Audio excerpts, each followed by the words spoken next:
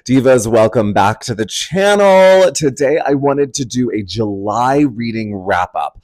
I normally make that the first video of the month, but I wanted to talk through my Booker reading plan because if we didn't get on that, would we be able to finish before the shortlist? Probably not. So I want to talk about the 6 physical books and 4 audiobooks that I consumed in the month of July. We'll go least favorite to most favorite, physical books, then audiobooks. Does that sound fair? Let's do it. Okay.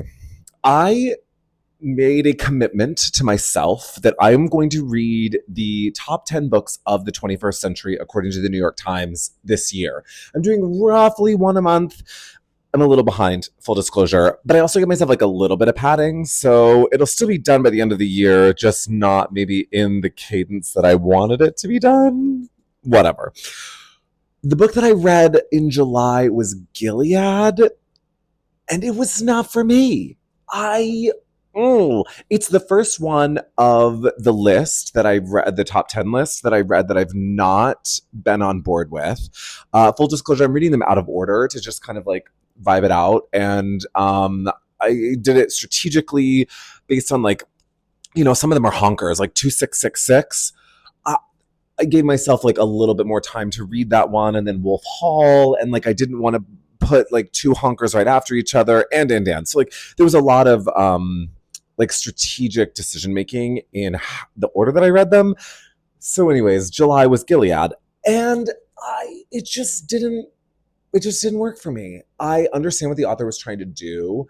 I respect the writing. I respect the concept. I think the concept is actually really beautiful, and like, talking about the end of someone's life and what that means, and reflecting back and then thinking ahead to those that you're like kind of like leaving behind, right?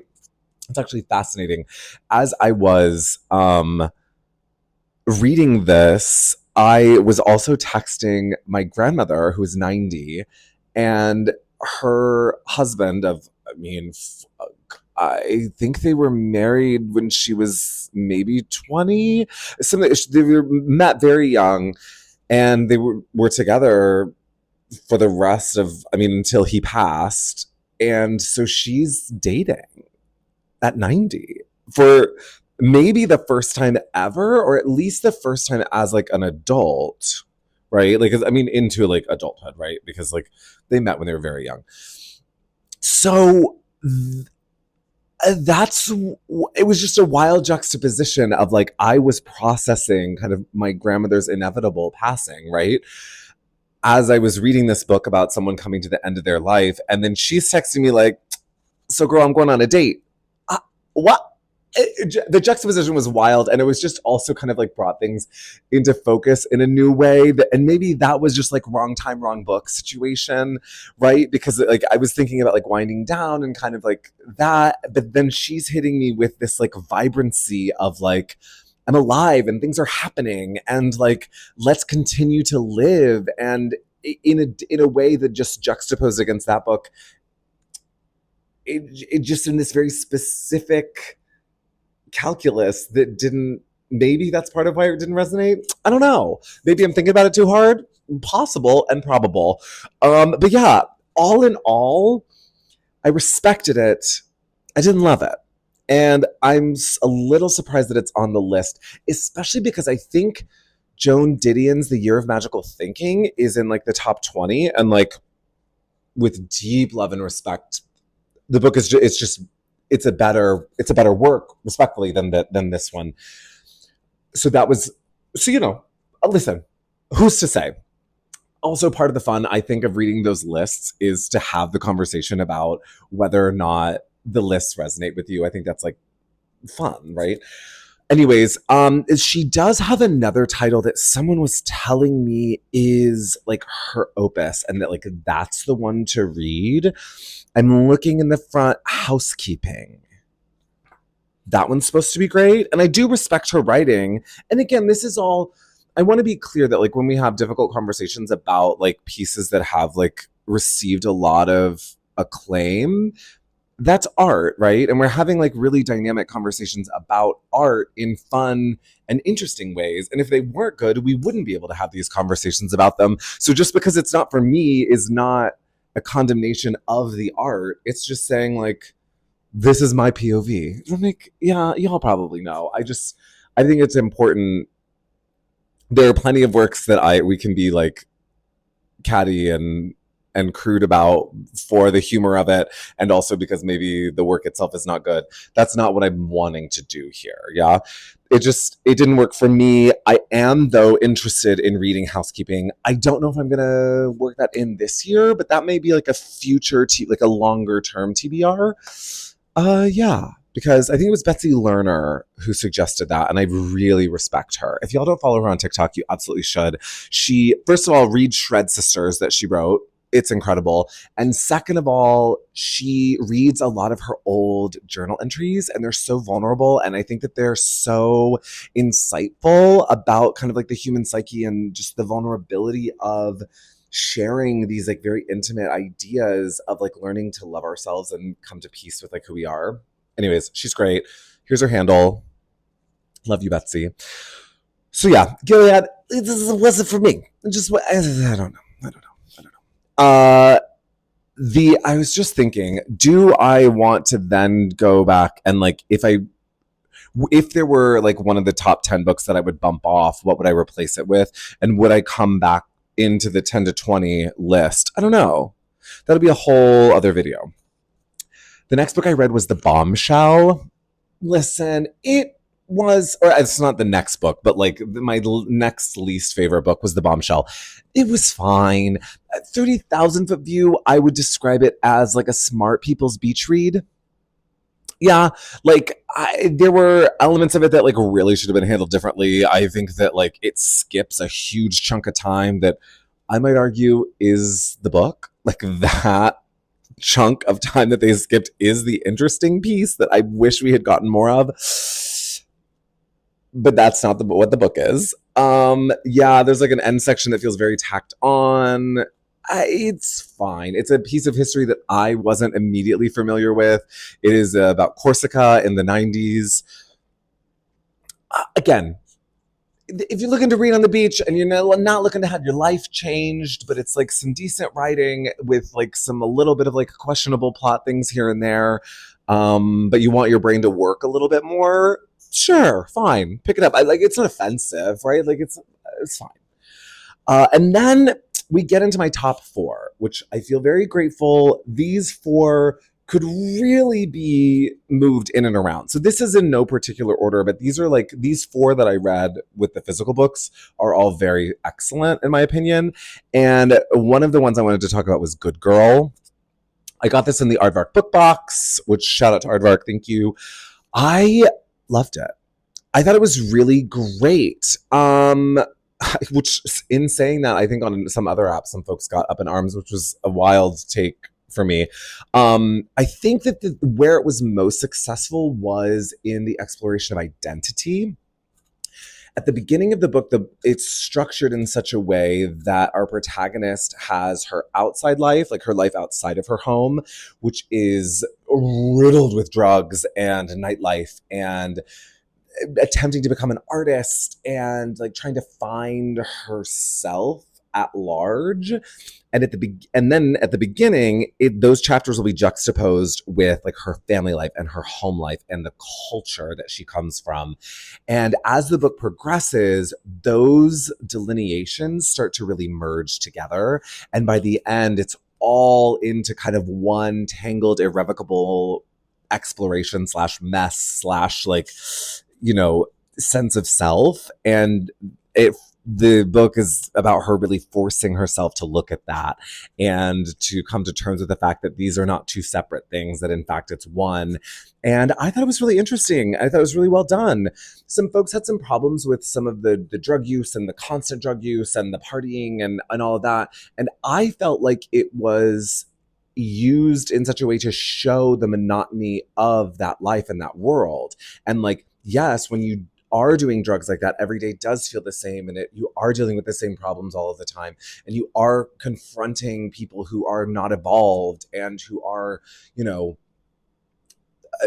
not able to like join you on a path of growth, and because of that you are being pulled back and things do feel stagnant, and like I felt like it was intentional and handled in a way that was super successful. So yeah, that was for me. But yeah, I really liked it. I think it was shortlisted for the Women's Prize. Love.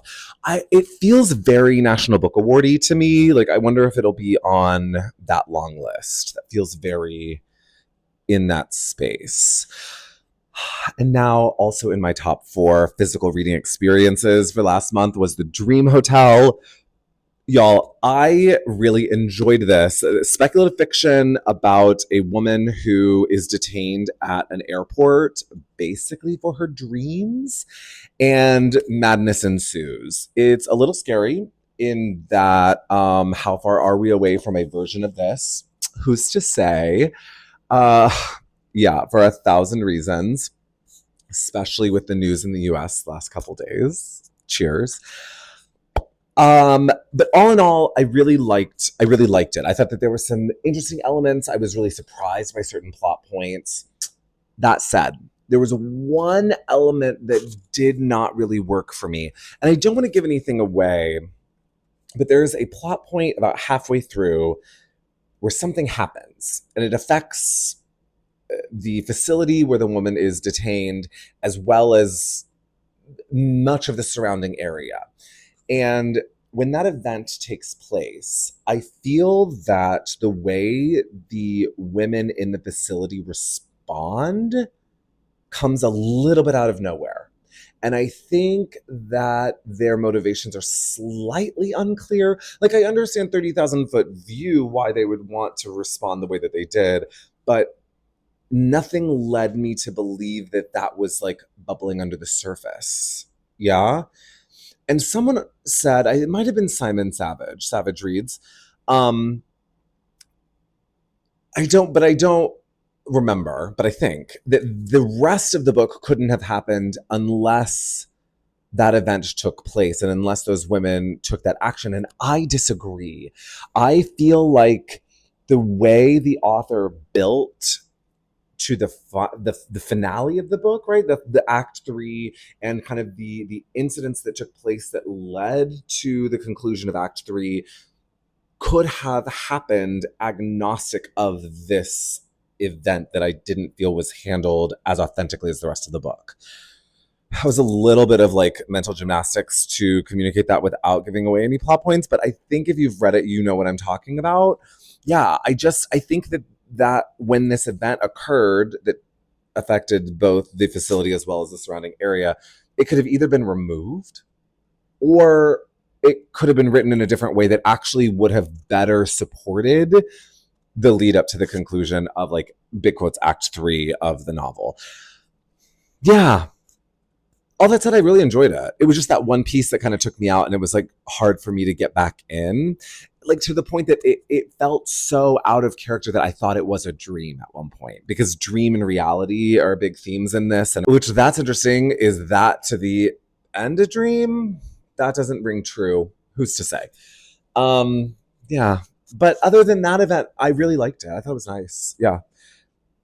And then one of my other favorite reads of the month. And this, yeah, these might be my top 2. But this like lies in there with those. The Tin Man, or not just Tin Man. This was a recommendation from Savage Reads, and I'm so happy I read it. It ripped my heart out. Have y'all read it? It's just like, just the perfect sad girl summer read. It was so beautiful. It really, at its core, is about intimate relationships. And I think it's done so successfully. I just think that it's beautiful. It's quiet and yet also profound. And also the like emotions are very loud. It's just, I feel like it really just covers all the bases. And I just think it's just gorgeous. I really do. I think it's beautiful and really successfully tackles the complexities of the human spirit and human emotions and the way that humans connect with one another. Yes, if y'all haven't read it, I'm very late to the party. Speaking of being late to the party, I read The Line of Beauty by my husband, Alan Hollinghurst. y'all. I loved. I loved. Now listen, to me, Alan Hollinghurst is going to force you to pump the brakes when you read his work. It, at least for me, it forces me to slow down. It forces me to take things in a more like paced way. I think that's how I want to say that. Yeah, but I just thought it was beautiful. I love where it led us. I wasn't really expecting it fully. I went in pretty much blind. I knew it was gay and like a gay coming of age, but I didn't know specific plot points, particularly at the end. And I just think it was beautiful and gorgeous. And I don't know. I mean, I don't have any other like. I just read it. Read it. It was again about the connections of like the human spirit and coming of age as a gay man in London in the 80s. And I just think it was done authentically. I think that the characters were deliciously flawed. I think that their relationships were so complicated. And I feel like it made me keep yearning to go back to it and yearning for these characters. And I really loved it. The next Hollinghurst I'm going to pick up is the Swimming Pool Library. And I don't know when. Maybe November? Swimming Pool Library. I have to look to see the subject because that feels summery to me. And though I think a lot of Hollinghurst's work has kind of like a lovely like haze of memory over it, a lot of his stuff does feel very summer or summer adjacent to me in my reading experience, both with our evenings as well as this. So I'll see if the Swimming Pool Library would work for the winter or if I should save it until like spring, summer. Yeah, but I loved it so much. Okay, now for the 4 audiobooks. Okay, least favorite was A Broken Country. Queen Diva Reese, I feel, I don't want to say lied to, because that feels dramatic. But I feel that I was promised twists and turns. And I guess you could argue the twists and turns were there. I just could see them from 7 miles out. I don't feel like I was surprised. There's like a big twist and then another twist. I don't want to give anything away, but I just felt like, sure, yeah, of course. Oh, wait, I kind of already thought that that's what happened, and then I convinced myself that it didn't because of this, that, and the other, and oh, it did, which then totally undercut itself, right? That just wasn't, it wasn't surprising to me. It didn't, I don't know, it didn't take me where I needed to go. And the problem with that is that it starts out with like, there are secrets, there are mysteries, we are hiding things. And it's like, okay, well then like, let's get some payoff. And I just didn't. So yeah, I will also say if you want to read it, I would suggest reading the physical copy. It jumps around in time, and I felt like it was slightly hard to follow on the audiobook. Not in a bad way, or in an end of the world kind of way, but I just feel like the physical reading experience would have been slightly clearer. So that would be my 30,000 vote view suggestion for that if you wanted to. Then, yeah, probably Harlem Rhapsody, which I read as part of a book club. It is a historical fiction summer read. Yeah. I felt like it was a little too surface level for what I really wanted from it. I think that there are certain like Disney-fied elements that come out of it. Yeah. Just in the sense that like, you know, we've got everybody from the Harlem Renaissance all in one room, all so we could have this chat. And like maybe, but the way it was set up just felt like a little too perfect. You know what I mean? Yeah, it's fine. It's interesting. At the very end of the book, the author was like, oh, well, I don't really want to talk about this affair. And it's like, oh, but the entire work is about the affair of W.B. Du Bois. So that was interesting. I did love the inclusion and exploration of Jessie Redmond Fawcett. She is a figure of history that I didn't know much about, and actually many folks in my book club were not intimately familiar with.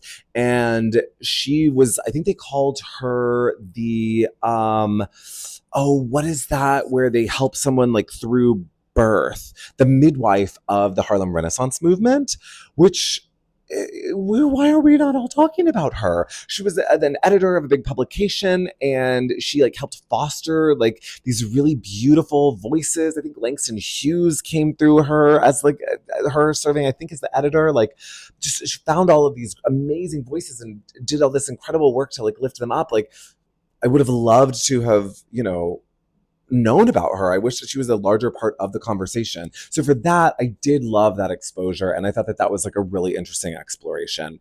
But again, if you're looking for like a summer historical fiction, kind of a beach read adjacent, this I think is worth your time for if you're looking specifically for that. Next, I think My Friends by Backman. Listen, did I cry? Yes. Do I think it was like overly saccharine? Yes. So like both those things, right? Like it did affect me, it did impact me. He knows very successfully how to leverage like specific tropes to like really wring your heart out. But he does it well. So like if you're looking for, I think I equated this to Lana Del Rey's Summertime Sadness. Remember when that was like the song of the summer? Like if that is what you are looking for from like a summer read, pick it up because it'll give you exactly what you need and want, right? That's not really my vibe, but like, listen, I get what he was doing. I get why people like it. I think that what it set out to do, it did very successfully. So if you are into that sad girl summer vibe, absolutely pick it up. And last but not least, I guess my most favorite audiobook, which is kind of wild considering the subject matter, but audiobook that I consumed last month was Careless People. A lot to unpack. Now listen, I have some folks that are regularly in meetings with people that are mentioned in this book, and they had a little bit of a different take and perspective and insider info that negated some things that were said. But if all of the things were false, the book would not still be on shelves, A. B, I can't imagine that like the due diligence was not done with a team of lawyers to protect everyone involved. You know what I'm saying? And then C, even if it's just a tick towards the truth, which I have a gut feeling it's more than just a tick, it's extremely frightening. And we should all really be evaluating how we are engaging with social media and the internet, which is also ironic considering that we're talking about it here, but like that is unfortunately our current reality. So those were the 10 books that I consumed in the month of July. I would say if I was going to grade or like rate my reading month, it was quite good. The problem is that the good ones that I read were so good that they like did a nice job of overshadowing the ones I didn't love. I will say like not my favorite audiobook month, to be fair, but like, I mean, these top 4, Tin Man, Dream Hotel, Good Girl, and The Line of Beauty, like those were all just so sumptuous and delicious. So, and I did like Careless People for what it was. And my friends like I wasn't upset by it. It was just like, oh gosh, it's a different sort of execution compared to The Line of Beauty. So like maybe 7 out of 10 from a reading month perspective. That feels fair. 7 out of 10. Yeah. What about y'all? What y'all read in July? Did you enjoy? What was your favorite book? Actually, that's what I want to know. What was your favorite book that you read in July? Because I am ready to have a 10 out of 10 reading month, which has that ever happened? Probably not. So please let me know in the comments your favorite reads from July or the year, I guess. But like, let me know because I need to build and package a 10 out of 10 reading month. Until next time, folks, I hope you have a lovely week of reading and we will chat soon.